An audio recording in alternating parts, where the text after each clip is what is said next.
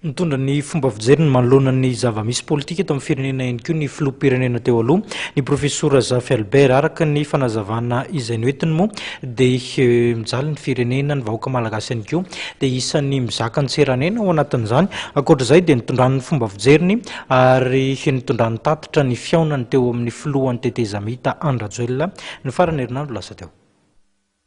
Fifidianana nilazaiko moa ny fifidianana président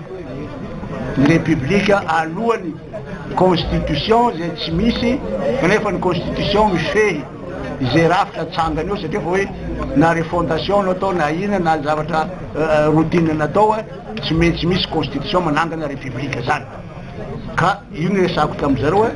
tsy maintsy ny anay zany atao ny fifidianana ny constitution arakaraka ny constitution iny mifehiny hoe inona ny type de président apetraka na inona ny fifidiana président apetraka sy ny fifidiana rehetra manaraka ka ny hoe présidentielle tsy misy constitution mialoha fa ny président tonga eo araka ny tezindry zaraha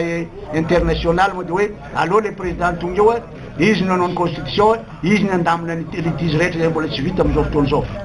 zany dia amono atsika satria izay ny zavatra nienina teto ny atonga ady lavy président eo izy ny manao zay tiany atao araka lazako taminareo teo négociation loa na amin'ny Omer Belgique na amin'ny andry zany hoe tsy any amin'ny Omer Belgique any zany zavatra zany fa mety any amin'ny andry izay naovana hoe na ohatra fa hita fa tsy hatanteraka ny zavatra fa ireny besiny maro izy reo zany na iandry na monsieur Omer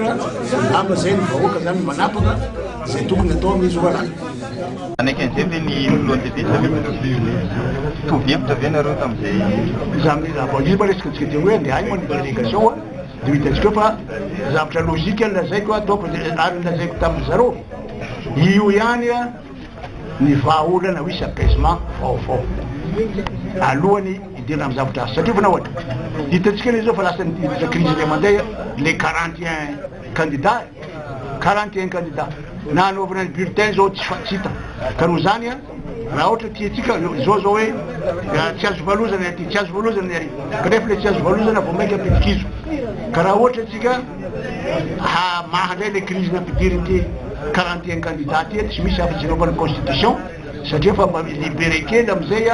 na ny sénite na ny ACC na ny vahoaka mba misy apaisement kely satria fa le 41 candidat zany mba lasa mpifidy ka noho zany io ihany vahaolana aloha am'izao crise zao